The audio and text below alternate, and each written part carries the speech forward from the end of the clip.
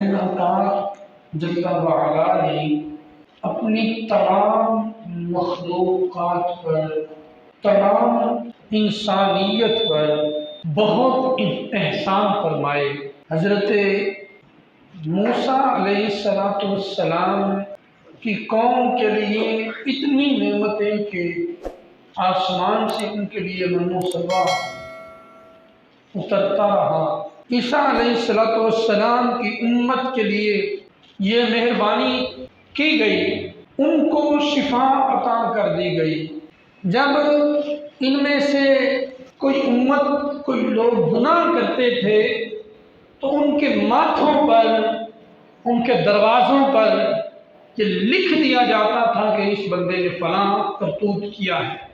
لیکن نبی علیہ السلام کی امت کو یہ اعزاز حاصل ہے نبی علیہ السلام کی وجہ سے کہ جب ہم گناہ کرتے ہیں تو گناہ فوراً نہیں لکھا جاتا۔ اللہ فرماتا ہے فرشتوں ایک دفعہ ٹھہر جاؤ، یا اللہ کیا کرنا ہے؟ اللہ فرماتا ہے ہو سکتا ہے یہ میرے محبوب کا امتی توبہ ہی کر لے۔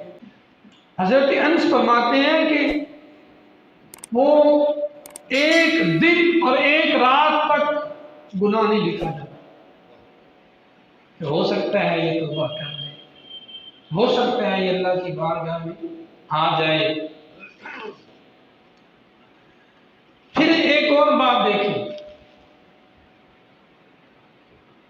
جتنی امتیں آئیں پہلے آئیں، جتنے انبیاء آئے پہلے آئے،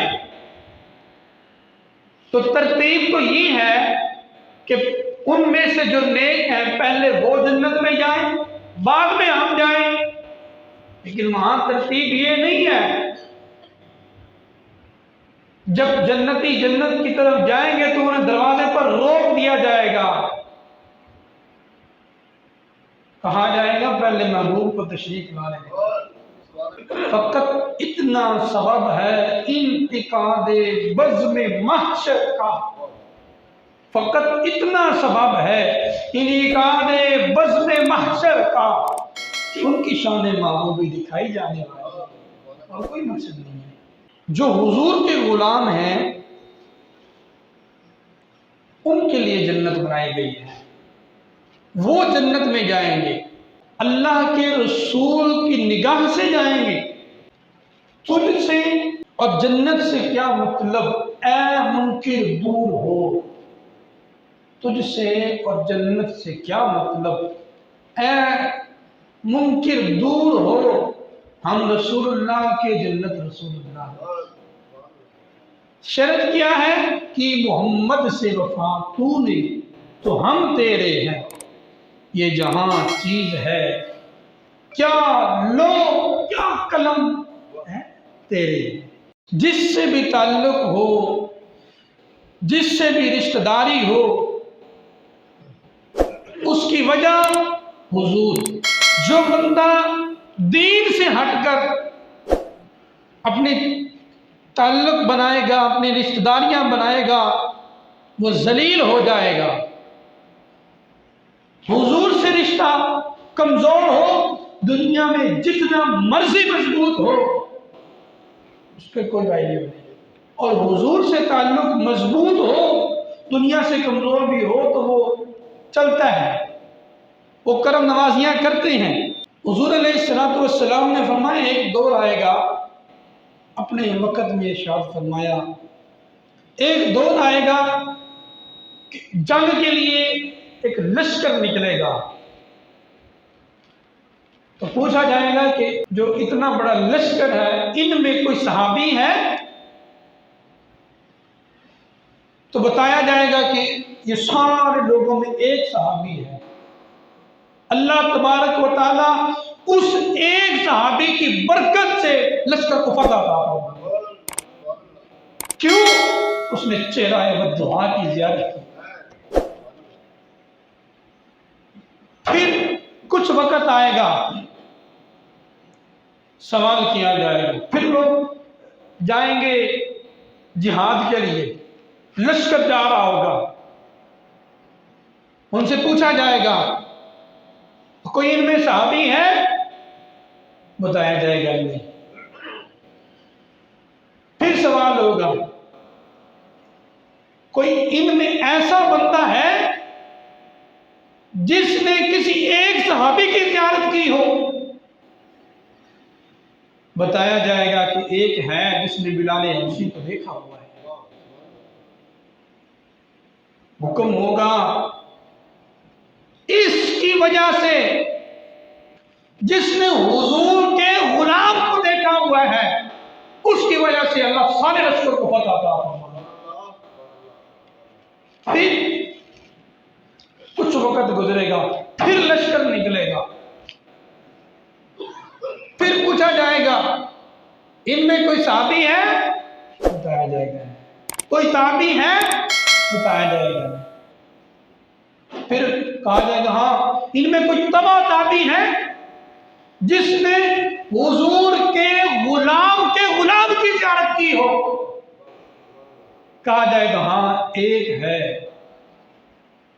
اللہ اس ایک کی وجہ سے سارے لشکر کو فتح عطا کرتا ہے۔ حضور کا تعلق، حضور کی نسبت،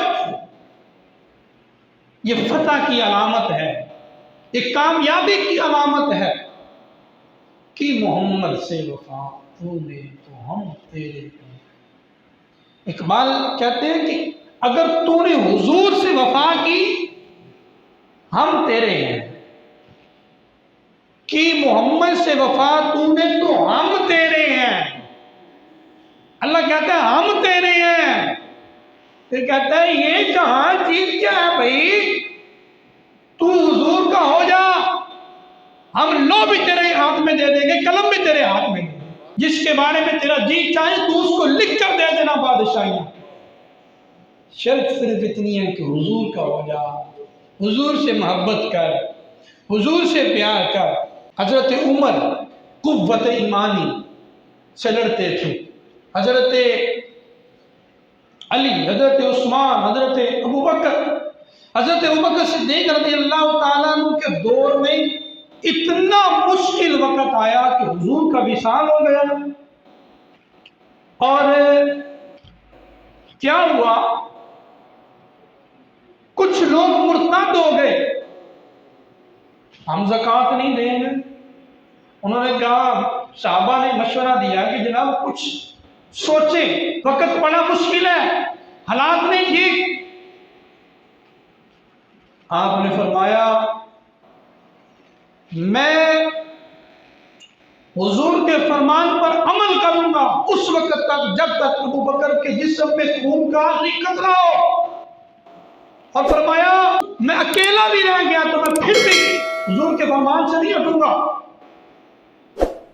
حتیٰ کہ جنگلی درندے آ کر میری بوٹیاں نوچ ڈالیں، میں پھر بھی حضور کے حکم سے نہیں ہٹوں گا۔ اتنا مشکل، لیکن جو یقین تھا کہ ہم حضور کے غلام ہیں، ہم نے، آپ نے فرمایا اگر میں سچا ہوا تو اللہ میری مدد کرے گا، اگر میں سچا ہوا تو اللہ میری مدد کرے گا، قوت عشق سے ہر پست کو بالا کر دے، دہر میں اسم محمد سے اجالا کر۔ میں نے ایک دفعہ پہلے بھی بتایا تھا کہ حضرت علی رضی اللہ تعالیٰ عنہ کوفے کی جامعہ مسجد میں بیٹھ کر اخروٹ توڑنے کی کوشش کر رہے تھے، ٹوٹ نہیں رہا تھا۔ ایک نوجوان آیا، اس نے کہا میں نے علی کو دیکھنا ہے۔ دیکھا تو علی پاک اس ٹائم وہ اخروٹ کبھی ہاتھوں سے توڑتے ہیں، کبھی دانتوں سے توڑتے ہیں، ٹوٹ نہیں رہا۔ وہ اس میں دیکھ کے ہنسنے لگ پڑا، اس نے کہا یہ بولا نہیں، ان سے تو جو ہے وہ اخروٹ نہیں ٹوٹ رہا، انہوں نے خیبر کا دروازہ کیسے 40 ہاتھ اونچا 40 ہاتھ چوڑا، انہوں نے کیسے اکھاڑ دیا؟ وہی بایاں ہاتھ۔ آپ نے فرمایا تو اس لیے ہنس رہا ہے، سن لے، وہ جو خیبر کا دروازہ ہم نے اکھیڑا تھا نا، وہ ہم نے ایمانی طاقت سے اکھیڑا تھا۔ ایمانی طاقت مضبوط ہوتی ہے۔ ایمانی طاقت ایسی چیز ہے جو ہر کسی کو حیران کر دیتی، یار یہ چیز کیا ہے۔ حضرت عمر رضی اللہ تعالیٰ عنہ کے زمانہ میں زلزلہ آ گیا۔ حضرت عمر رضی اللہ تعالیٰ عنہ نے جدا زمین پہ مارا، فرمایا کیوں کانپتی ہے؟ تجھ پہ انصاف نہیں ہوتا؟ فرمایا اگر تجھ پہ انصاف نہیں ہوتا دوبارہ کانپنا، ورنہ خبردار آئی کے بعد تو کانپتی تو۔ کہتے ہیں وہ وقت جائے، اس کے بعد جب تک حضرت عمر نے کبھی مدینہ کی سرزمین پہ زلزلہ نہیں آیا۔ کیوں؟ کہ محمد سے وفا پوری تو ہم تیری، یہ جہاں چیز ہے کیا لو قلم تیرے ہیں۔ وہ نا حضرت سعد بن ابی وقاص رضی اللہ تعالیٰ عنہ جنگ کا لشکر لے کر جا رہے تھے، بڑا ایک لمبا ایریا فتح کیا، فتوحات کرتے کرتے آگے گئے، آگے دریا آ گیا۔ اب قرآن میں ہے وَإِذْ فَرَّقْنَا بِكُمُ الْبَحْرَ فَأَنْجَيْنَاكُمْ وَأَغْرَقْنَا آلَ فِرْعَوْنَ وَأَنْتُمْ تَنظُرُونَ کہ موسیٰ علیہ السلام جب نکلے فرعون سے تو دریا نے 12 رستے دیے۔ اب آپ نے کہا وہ تو موسیٰ علیہ السلام تھے اور ان کے ساتھ کے بندے تھے، ہم تو حضور کے امتی ہیں، ہم تو حضور کے غلام ہیں، رستہ دیں۔ اس نے رستہ دیا، آپ گزر گئے۔ جب گزرے تو بعد میں آپ گزر کے آپ نے پوچھا، آپ نے فرمایا وہ سارا سامان گزر گیا ہے، گھوڑے، اونٹ، سارا حالات ضرب و اثر جو بھی تلواریں سب کچھ گزر گیا، ہم نے بھی گزر گیا۔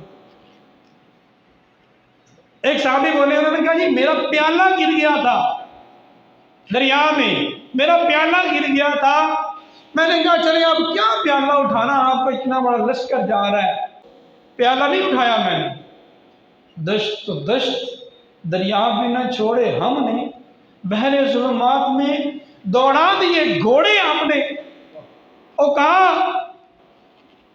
اچھا حضرت سعد بن ابی وقاص کہتے ہو دریا ہمارا پیالہ واپس کر، ہمارا پیالہ واپس کر۔ کہتے ہیں حضرت سعد بن ابی وقاص نے ابھی منہ سے یہ الفاظ نکالے ہی تھے کہ ایک لہر آئی، پیالہ باہر چھوڑ کے چلی گئی کہ محمد سے وفا تو نے تو ہم تیرے ہیں، یہ جہاں چیز ہے کیا لو قلم تیرے۔ حضرت عمر رضی اللہ تعالیٰ عنہ چھت پہ بیٹھ کے نا آپ کی نا وہ اس طرح کے بادشاہ تو تھے نہیں کہ 60 لاکھ کی گھڑیاں پہنتے، اپنی اوقات ہی بھول جاتے کہ ہم کیا ہیں۔ پاکستان میں آپ دیکھیں تو وہ حکمران تھے عوام کا درد رکھنے والے، قمیض پہنی ہوئی ہے یہاں سے پھٹ گئی گلے کے پاس سے، قمیض اتاری، بیٹھ کر سلائی کر رہے ہیں چھت پہ بیٹھ کر۔ آپ کی بیوی گئی، کہا امیر المومنین مجھے حکم کرے میں سلائی کر دیتی ہوں۔ آپ نے فرمایا نہیں میں نے سلائی کر لی ہے، تھوڑی سی رہتی ہے۔ تو آپ کی بیوی نے کہا کہ امیر المومنین آپ چھاؤں میں بیٹھ جائیں، اوپر دھوپ میں بیٹھ کے کام کر رہے ہیں۔ آپ نے فرمایا ہو گئی ہے بس میں ابھی اٹھ جاتا ہوں۔ وائف تھی، اچھی بیوی ہو تو تکلیف تو ہوتی ہے۔ کہا امیر المومنین آپ دھوپ کی طرف سورج کی طرف منہ کر کے بیٹھے ہیں، چہرہ کو پھیر لیں۔ اب آپ سلائی کر رہے ہیں۔ آپ نے اچھا میں نے بھی کہا مجھے گرمی کی زیادہ لگ رہی ہے، اچھا میں سورج کی طرف منہ کر کے بیٹھا ہوں۔ پھر آپ نے سورج کی طرف دیکھا، آپ نے فرمایا سورج اور تو حضور کے غلاموں پہ بھی گرمی برساتا ہے؟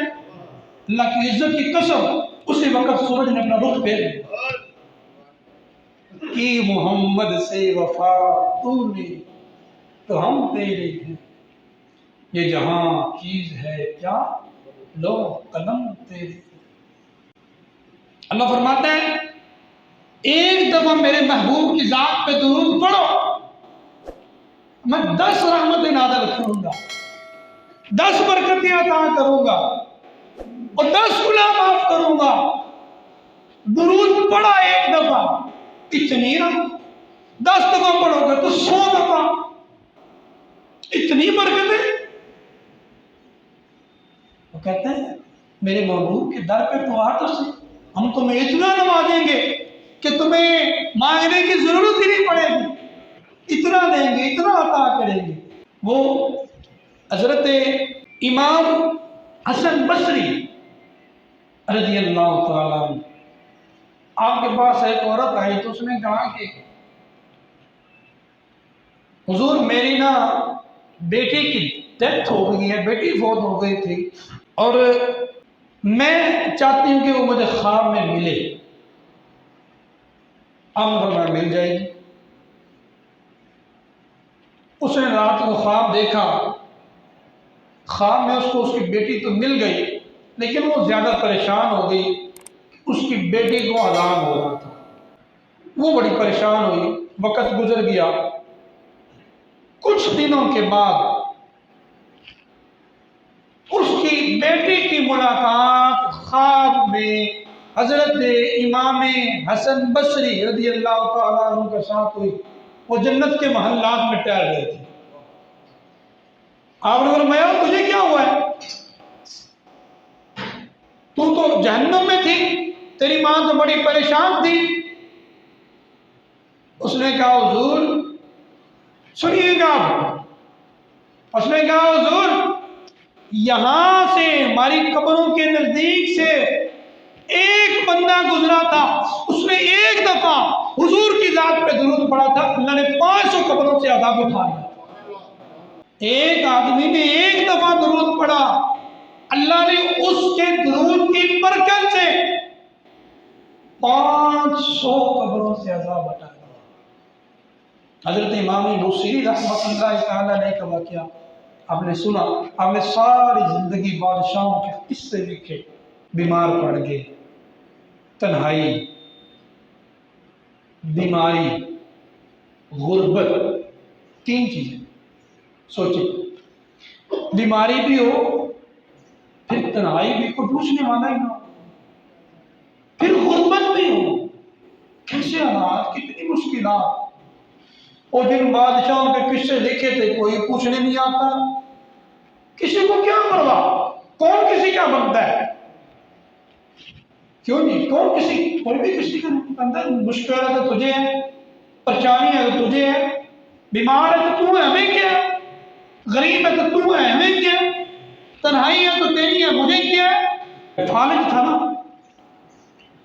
ایک دن بیٹھے بیٹھے خیال آیا، او بصیری تو نے ساری زندگی دنیا کے بادشاہوں کے قصے لکھے ہیں، ایک دن بادشاہوں کے بادشاہ کا بھی تو قصہ لکھنا، حضور کی نعت لکھ دی، حضور کی شان لکھ دی۔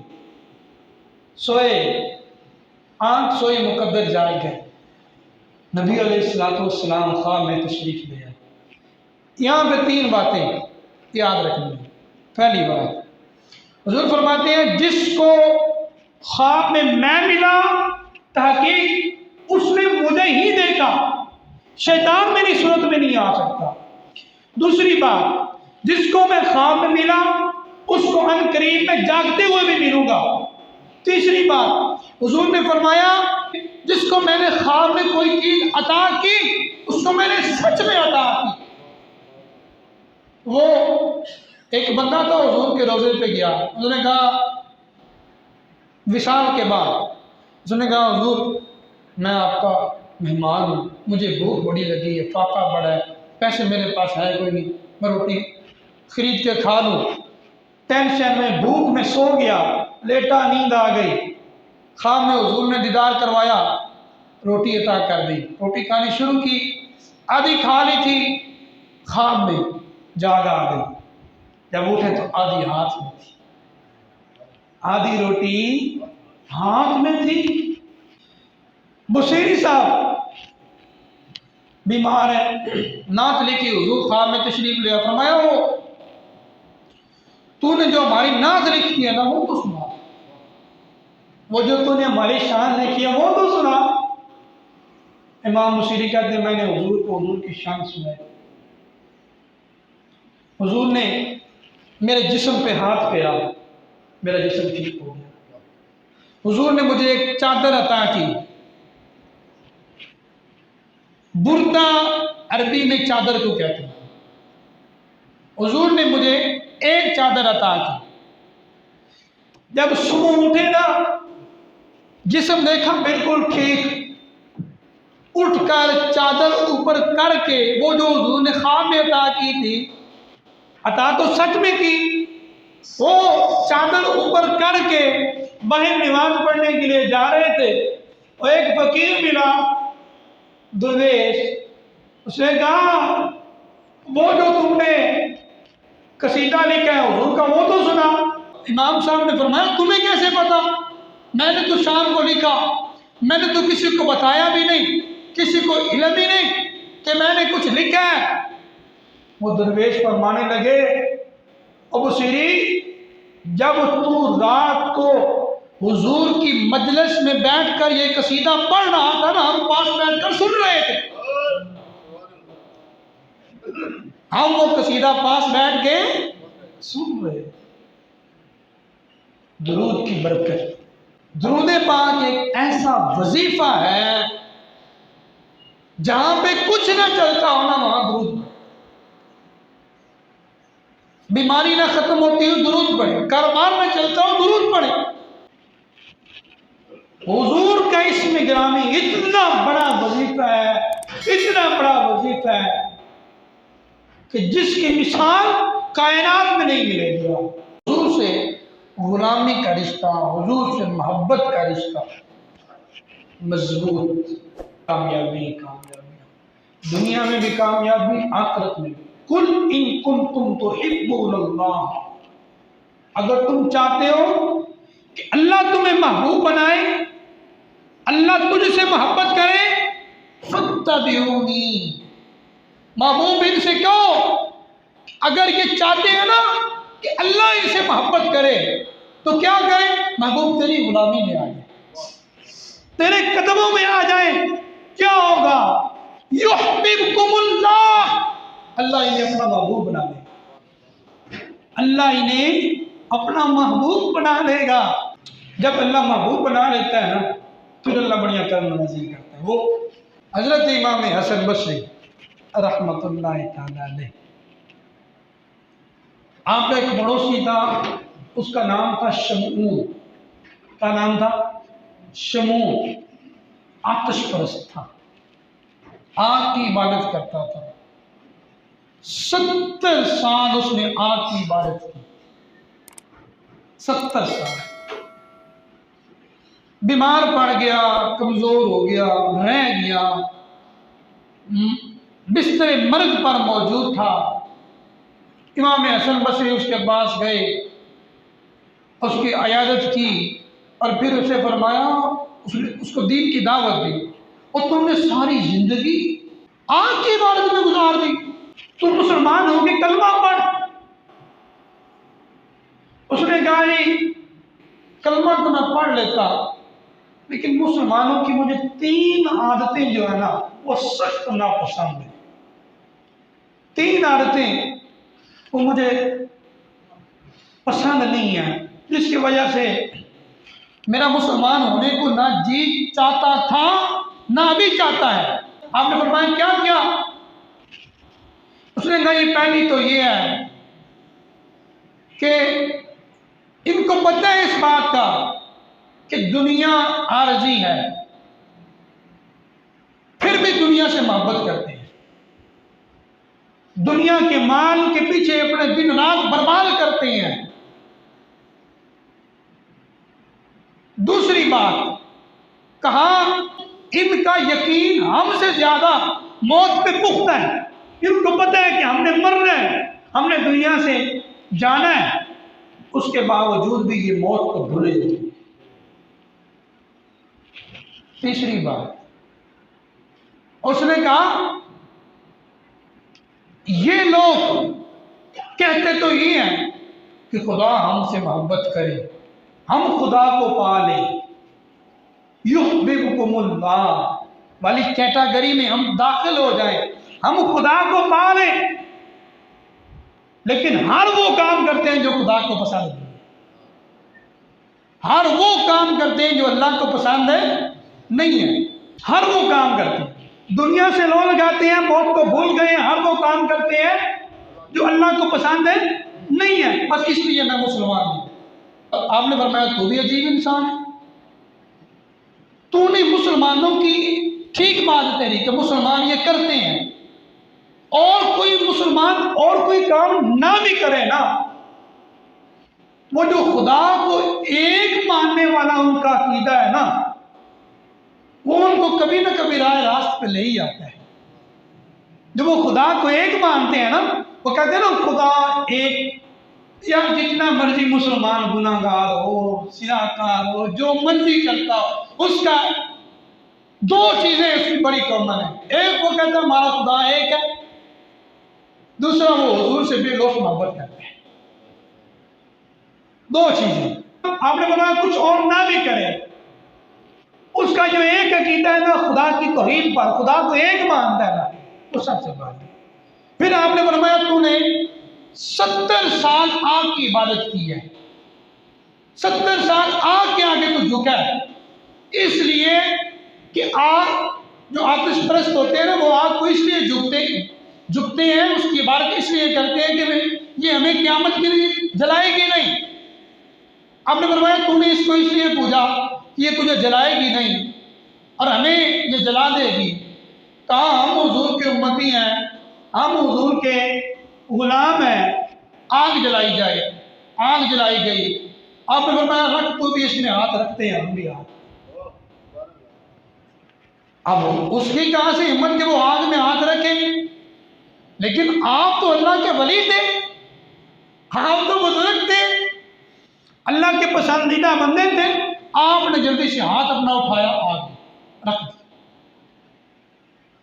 کافی دیر کے بعد جب باہر نکالا تو ہاتھ بالکل ٹھیک، وہ آپ اس نے یہ دیکھا تو فوراً پکار اٹھا، کہنے لگا حضور مجھے کلمہ پڑھائیں، لیکن ایک شرط ہے۔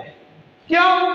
کہا مجھے لکھ کر دیں، مجھے لکھ کر دیں کہ میں کلمہ پڑھتا ہوں، لکھ کر دیں کہ میں جہنم میں نہیں جاؤں گا۔ آپ نے فرمایا لاؤ لکھ کر دیتا ہوں۔ آپ نے اسے لکھ کر دیا کہ تو جنت میں جائے گا اگر تو اللہ کو ایک مانے گا۔ گواہان بھی آئے، گواہ بھی آئے، آپ نے جب لکھا نا گواہ بھی آئے، آپ نے لکھ کر دے دیا، اس نے کلمہ پڑھ لیا، جو ہی کلمہ پڑھا اس کی روح پرواز کر گئی۔